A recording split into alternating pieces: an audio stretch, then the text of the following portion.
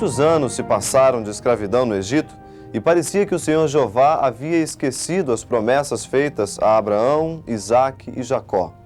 O povo, como que ovelhas desgarradas, não possuía mais esperanças. Muitos já não acreditavam na existência do Deus de seus pais. Outros nasceram sem sequer ouvir falar dele. O povo de Jeová servia aos caprichos dos egípcios como escravos. Mas os israelitas, mesmo sem reconhecerem, recebiam as bênçãos do soberano do universo a ponto de se tornarem maiores e melhores do que os seus senhores. Moisés foi atraído por uma moita de sarça que estava queimando, mas não se consumia. Então ouviu a voz de Deus chamando para tirar o povo da escravidão do Egito. Mas, Senhor, quando me perguntarem quem me enviou, o que direi? Dirás, o Eu Sou me enviou a vós. Não demorou muito para que todos conhecessem o poder do Deus que falou com Moisés na sarça. 10 terríveis pragas arrasaram o Egito e finalmente o povo saiu livre. Em direção à terra prometida, acamparam diante de uma cordilheira montanhosa. Preciosas lições foram aprendidas por Israel no Sinai. O povo, porém, não era obediente a Deus. O tempo que passaram no Egito fez com que se acostumassem com os deuses daquela terra. Pelo fato dos egípcios não conhecerem o verdadeiro Deus, seus cultos eram ofensivos e imorais. Por esta razão, o povo de Israel ainda não entendia o caráter do ser invisível. Deus se compadeceu do povo, desejou estar presente no meio deles e ordenou a Moisés: E me farão um santuário e habitarei no meio deles.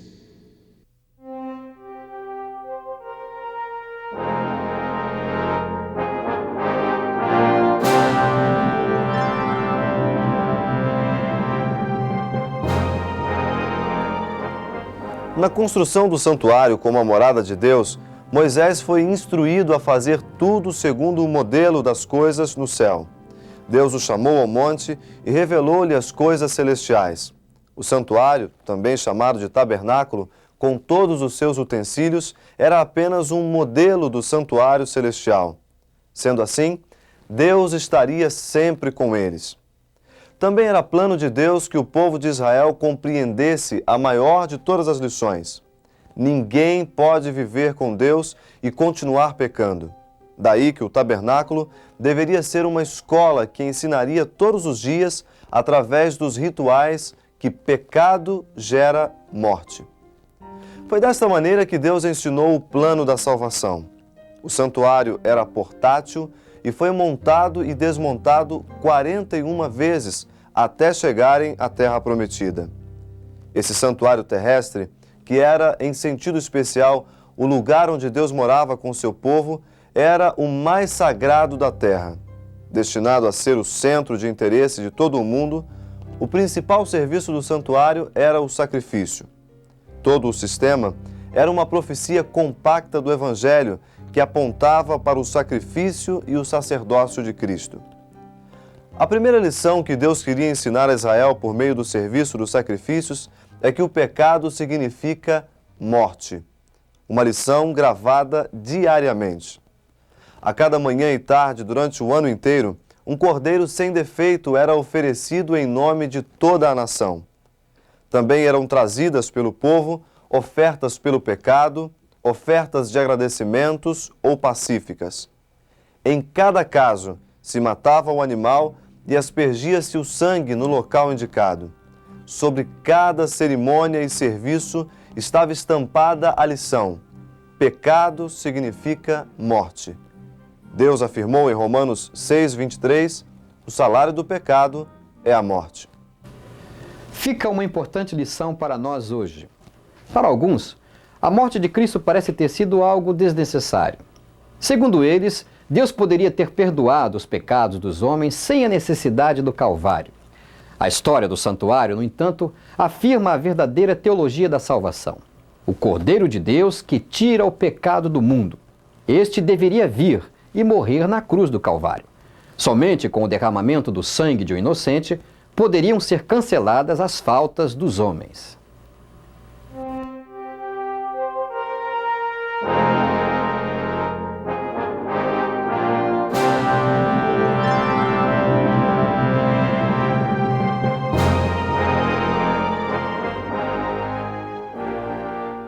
Você vai conhecer agora as dimensões do tabernáculo. O esquema do santuário consistia de um átrio medindo 50 metros de comprimento, 25 metros de largura e 2,5 metros de altura. Era montado por colunas apoiadas em bases de bronze, sustentadas por cordas e vedadas com cortinas.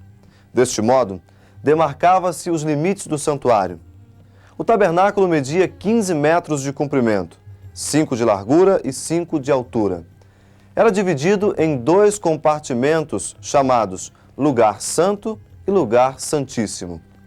Estes 2 compartimentos eram separados por uma cortina, com anjos bordados, representando as hostes celestiais, rodeando o trono de Deus.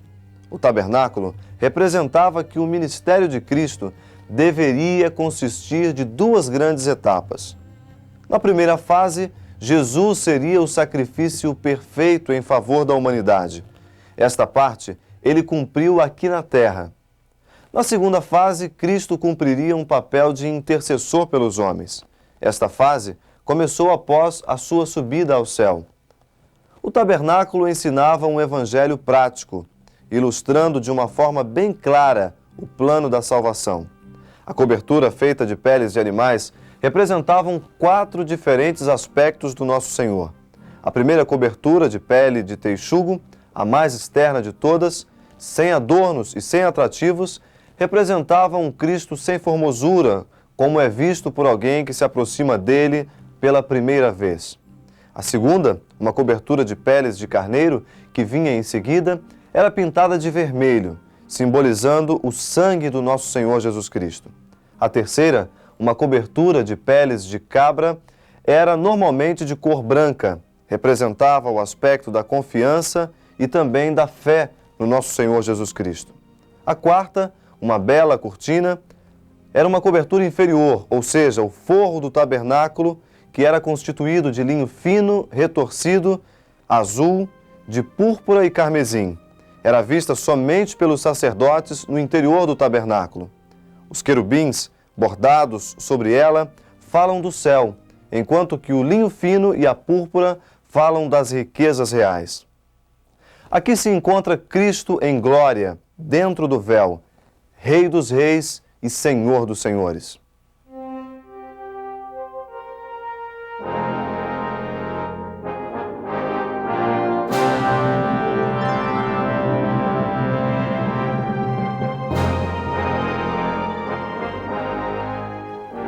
Você vai conhecer agora os móveis do santuário.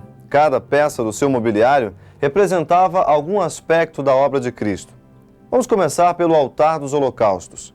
Ele era quadrado, media 2,5 metros de comprimento e de largura por 1,5 metro de altura.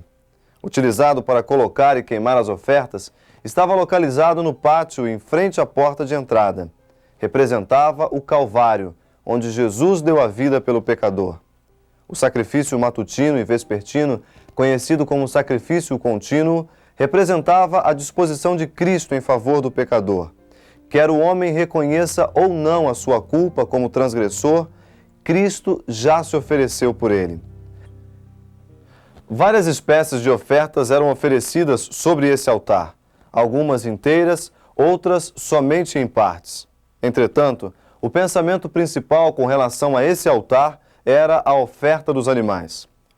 Por exemplo, na oferta voluntária pelo pecado, o pecador trazia um cordeiro sem mancha de 1 ano de idade. Confessava seu pecado colocando as mãos sobre a cabeça do cordeirinho, simbolicamente fazia a transferência da sua culpa para o animal inocente que morreria em seu lugar. O cordeiro era degolado ao pé do altar do sacrifício pelo próprio ofertante. O sangue colhido numa bacia de ouro era passado para um recipiente menor. Era aspergido pelo sacerdote nas pontas do altar e jogado na sua base. A oferta era cortada em pedaços, simbolizando o Cristo que foi ferido pelas nossas transgressões e moído pelas nossas iniquidades. Colocadas sobre o altar, a oferta era queimada como um sacrifício de aroma suave ao Senhor. Estas cerimônias ensinavam as lições sobre justificação, redenção e reconciliação. Um comentário especial se faz a respeito deste altar e da maneira como foi aceso. Uma chama procedente daquela luz resplandecente que inundava o lugar santo descia sobre o altar e ateava fogo aos sacrifícios. Essa chama milagrosa era um sinal, não somente da aceitação das ofertas e do estabelecimento da autoridade de Arão, mas da presença divina naquela habitação escolhida. O pátio do santuário simboliza também o primeiro estágio da vida do cristão, a justificação pela fé. Antes de seguir para o lugar santo com o sangue colhido no cadinho, o sacerdote passava pela pia de cobre no seguinte ritual. A pia de cobre, normalmente conhecida como bacia, estava localizada entre o altar e a porta do santuário. Simbolizava a purificação dos pecados e a presença do inocente. O sacerdote tinha que lavar-se antes de oferecer a oferta queimada e novamente antes de ir ao tabernáculo para prosseguir nos trabalhos.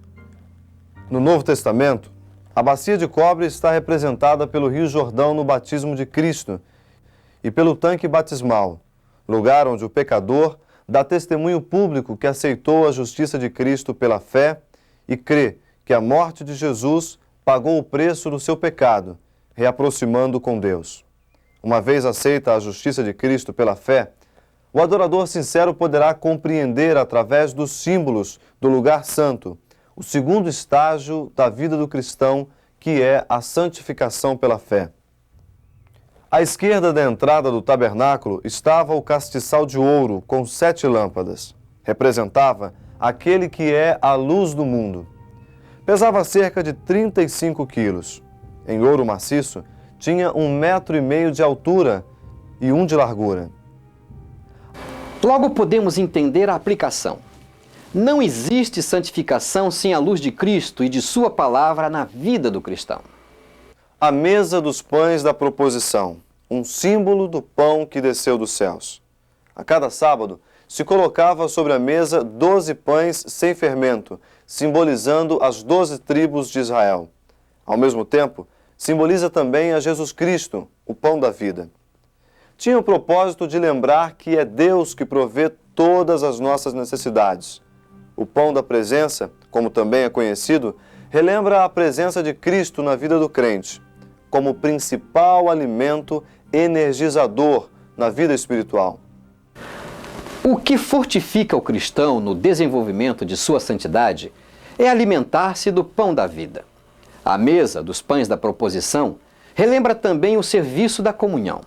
Cristo disse em João 6,54: Quem comer a minha carne e beber o meu sangue, tem a vida eterna, e eu o ressuscitarei no último dia. O altar do incenso simbolizava o altar da família, o lugar secreto de oração ou qualquer outro lugar onde se ora a Deus. O incenso, subindo com as orações, representa os méritos de intercessão de Cristo e sua perfeita justiça. Desta maneira, o culto de seres pecadores torna-se aceitável diante de Deus. Do altar do incenso, aprendemos muito sobre o poder da oração. Não haverá santificação sem oração. Assim, entendemos o cuidado que Deus tomou em demonstrar em símbolos perfeitos as lições de dependência necessária àqueles que querem galgar a perfeição em Deus. Dedicando tempo à oração, encontramos o poder para vencer o mal. Além do véu interior estava o Santo dos Santos, onde se centralizava o serviço simbólico da expiação e intercessão, e que formava o elo de ligação entre o céu e a terra. E isso é o que veremos agora a seguir. A Arca do Concerto. Você está agora no lugar santíssimo, de onde extraímos os princípios básicos da glorificação pela fé. A cobertura, chamada de propiciatório, sustentava 2 anjos querubins com as asas estendidas, representando o trono de Deus. O Shekinah era uma luz misteriosa que pairava sobre o propiciatório entre os querubins. Era a manifestação da presença de Deus. Dentro da arca se encontravam 3 símbolos: o vaso de ouro contendo o maná, a vara de Arão que floresceu e as tábuas de pedra que se juntavam como as páginas de um livro. Se observarmos o diagrama do santuário, fazendo o encontro das linhas que garantem o seu esquadro, 2 pontos se destacam: o altar do holocausto e a arca da aliança. O primeiro fala da misericórdia, o segundo da justiça de Deus. Esta é a grande lição do santuário. Deus combinou justiça e misericórdia. Através de símbolos, demonstrou a perfeição do plano da salvação. Vamos falar um pouco sobre o ritual no lugar santo. O pátio externo da tenda da congregação, limitado pela sua cerca, representava a terra que testemunhou o toque dos pés de Cristo, o altar de sacrifício, o Calvário, a pia com água, o Rio Jordão. Cristo, em sua passagem e serviço na terra, cumpriu a sua missão na terra de Israel. Deixou o ensino do batismo ao passar pelo Jordão. Quando o sacerdote entrava na tenda da congregação, no lugar santo, estava desempenhando o que Jesus faria assim que deixasse a terra após ter cumprido a sua missão. O lugar santo, dentro da tenda, era um compartimento que media 10 metros de comprimento por 5 metros de largura. No ofício diário do tabernáculo, o sacerdote entrava no lugar santo trazendo nas mãos uma porção do sangue do sacrifício e passava este sangue do cadinho para o aspersor que se encontrava sobre a mesa do pão. Com cuidado, aspergia o sangue diante do véu que separa o lugar santo do Santíssimo e aplicava o sangue nas pontas do altar de incenso, simbolicamente representando a transferência dos pecados para o tabernáculo. Durante todos os dias do ano, efetuava-se esta cerimônia. Após essa tarefa, entrava o sacerdote que oficiava o ritual mais importante e também o mais ambicionado pelos sacerdotes. Um deles era escolhido para a queima do incenso. O sacerdote escolhido entrava na tenda e ficava diante do altar e em frente ao véu do Santíssimo. A fumaça do incensário enchia os 2 ambientes e provocava uma manifestação de glória através do Shequiná na Arca da Aliança. Era um momento impressionante. O sacerdote, naquele momento,